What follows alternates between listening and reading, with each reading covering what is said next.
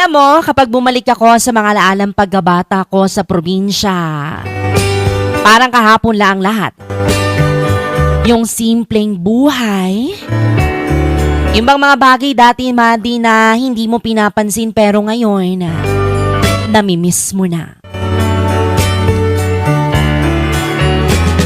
Madi, tuwing umaga, gigising ka sa tilaok ng manok at hindi sa alarm clock.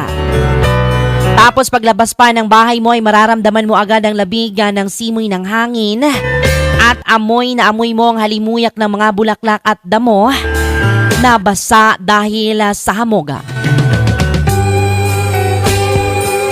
Yung tipong hindi mo na kailangan magmadali. Dati, yung bang walang cellphone na hawak-hawakan, kundi pamalo lang ni nanay kapag late